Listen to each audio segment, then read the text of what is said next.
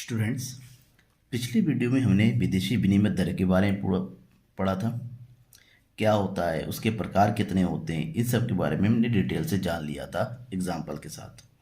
और इस वीडियो में मैं आपको आज बताऊंगा कि विदेशी विनिमय दर का निर्धारण आखिर होता कैसे है, ठीक है ना। और दूसरा मैं बताऊंगा कि विदेशी विनिमय बाजार किसे कहते हैं। इन दोनों टॉपिक को आज हम डिटेल से पढ़ेंगे। सबसे पहले मैं आपको बताऊंगा विदेशी विनिमय दर के निर्धारण के बारे में, जिसको विनिमय का मांग या पूर्ति सिद्धांत भी कहते हैं। ये जो विदेशी विनिमय दर का निर्धारण होता है, ये लोचपूर्ण विनिमय दर होता है, जिसका अंतर्गत बाजार की शक्तियों के अंतर्गत होता है। पूरी वीडियो को देखिएगा और लाइक कीजिएगा, शेयर कीजिएगा, कमेंट जरूर कीजिएगा आपके मन में कोई डाउट है तो, ठीक है ना। चलिए, मैंने बताया कि विदेशी विनिमय दर का निर्धारण किसके कारण होता है, बाजार की शक्तियों के अंतर्गत होता है। ये ठीक उसी प्रकार से होता है विदेशी विनिमय दर का निर्धारण जिस प्रकार से हमने समष्टि अर्थशास्त्र में पढ़ा था वस्तु की कीमत निर्धारण, यानी कि कीमत संतुलन के निर्धारण के बारे में हमने पढ़ा था। जिस प्रकार से किसी भी वस्तु का कीमत उस स्थान पर निर्धारित होता है जहां पर उस वस्तु की मांग और उस वस्तु की पूर्ति आपस में क्या हो जाए, बराबर हो जाए, यानी कि जिस पॉइंट पर डिमांड एंड सप्लाई आपस में बराबर होता है उसी पर जो है संतुलन कीमत का निर्धारण होता है। अब सेम यही लॉजिक जो है यहाँ पर भी हुआ होता है। यहाँ पर विनिमय का निर्धारण भी मांग और पूर्ति के आधार पर होता है। और मांग और पूर्ति का मतलब ये होता है कि विदेशी विनिमय की मांग और विदेशी विनिमय की पूर्ति। बाजार में विदेशी विनिमय की मांग कितनी है और विदेशी विनिमय की पूर्ति कितनी है। जहां पर विदेशी विनिमय की मांग और विदेशी विनिमय की पूर्ति आपस में बराबर हो जाती है, उसी बिंदु पर संतुलित विनिमय दर का निर्धारण होता है। उसी आधार पर एक देश के साथ दूसरे देश का विनिमय होता है, ठीक है ना। अब यहाँ पर दो चीज, सबसे पहले हम पढ़ते हैं विदेशी विनिमय की मांग,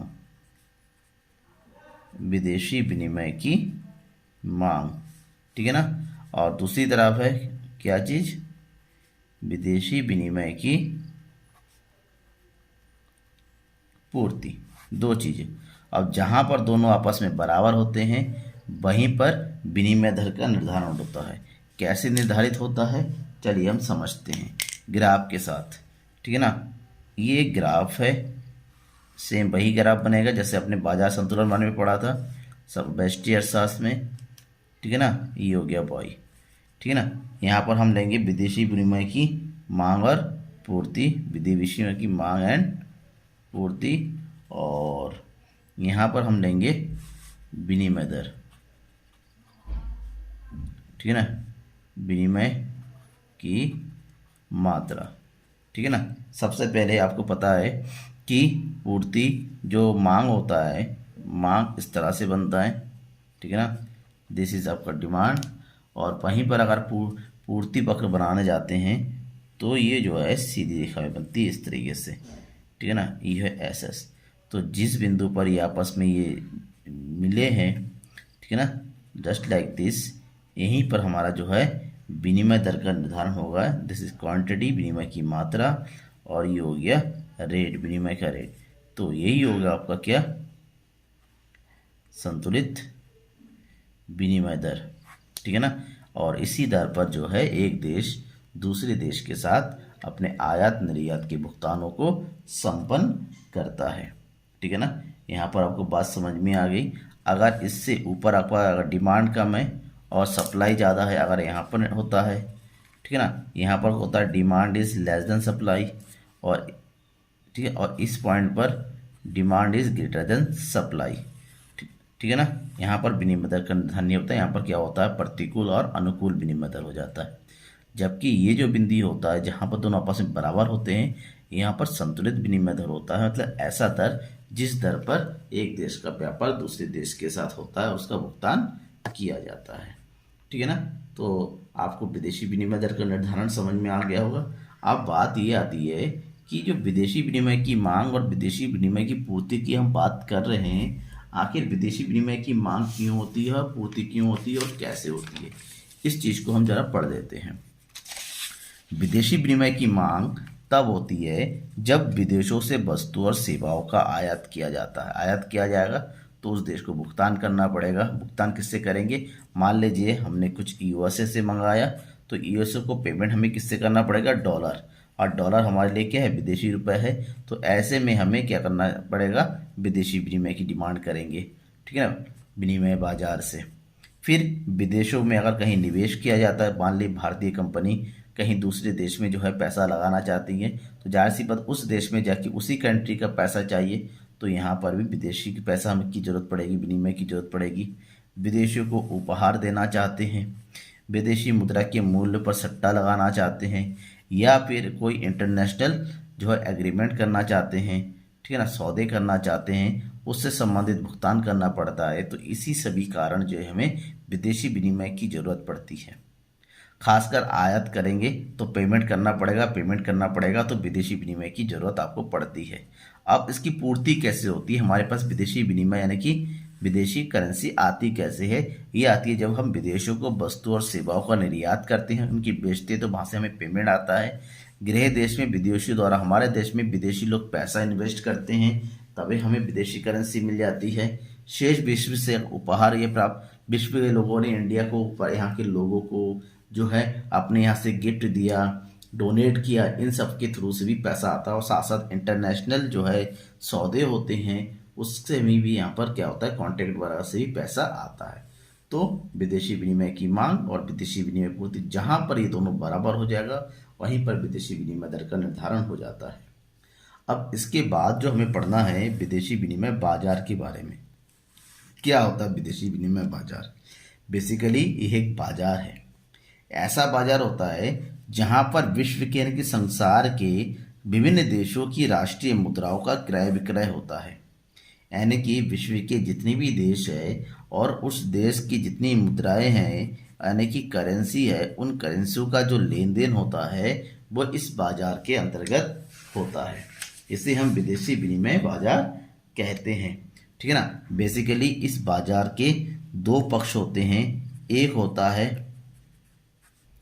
आयातकर्ता और दूसरा होता है निर्यातकर्ता। आयातकर्ता विदेशी विनिमय की मांग करता है, जबकि निर्यातकर्ता विदेशी विनिमय की क्या करता है?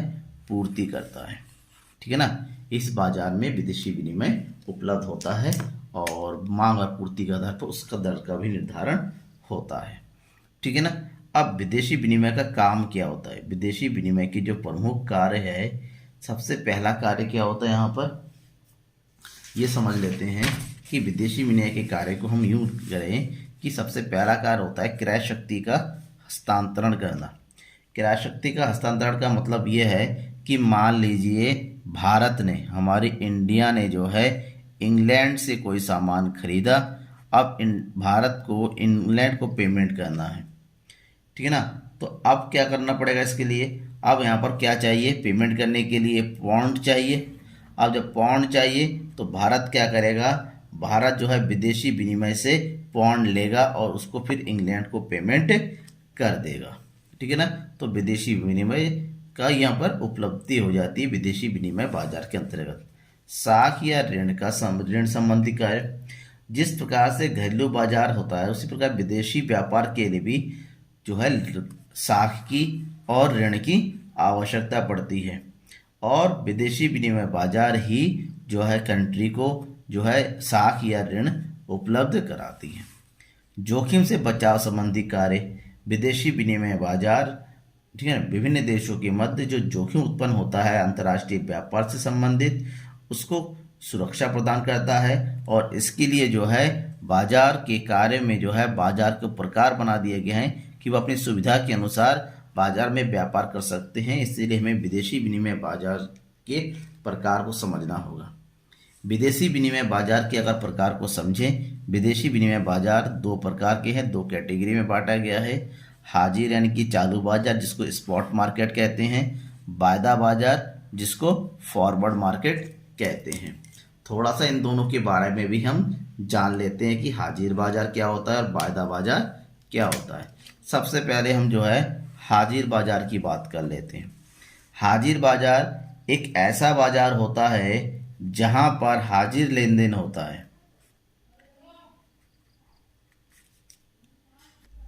अब हाजिर लेन देन का मतलब होता है कि यहाँ पर जिस दिन का क्रय विक्रय होता है, यानी कि जिस दिन का लेन देन होता है, उसका पेमेंट भी तुरंत कर देना होता है। यहाँ पर कोई भी चीज़ भविष्य के लिए नहीं छोड़ा जाता है, यानी कि भविष्य का लेन देन यहाँ पर नहीं होता है। इसलिए यहाँ पर जो विनिमय दर का निर्धारण होता है उसे तात्कालिक विनिमय दर भी कहते हैं।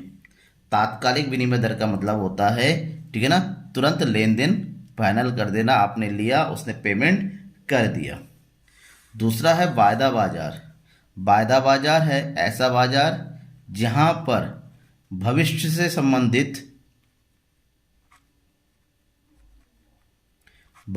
संबंधित जो है लेन देन किया जाता है, प्रचलित होता है, ठीक है ना। यानी कि जो यहाँ पर व्यापार होता है, व्यापार सुनिश्चित किया जाता है, जबकि उसका भुगतान जो है भविष्य में किसी दिन निश्चित तिथि के लिए करने को तैयार हो जाते हैं, ठीक है ना। अब क्योंकि यहाँ पर भविष्य से संबंधित होता है तो यहाँ पर इसको वायदा बाजार नाम दिया गया कि इसका वायदा किया जाता है। यहाँ पर एक प्रॉमिस होता है कि भविष्य में अमुक दिन जो है इसका भुगतान किया जाएगा। इसका मुख्य कारण होता है कि बीच में जो है लेन देन से संबंधित जितने भी जोखिम होता है उस जोखिम को बचने के लिए वायदा बाजार संबंधी भुगतान किया जाता है। ये बहुत सारे कार्यों में ये वायदा बाजार ही ज़्यादा उपयोगी होता है हाजिर बाजार की तुलना में। Thank you.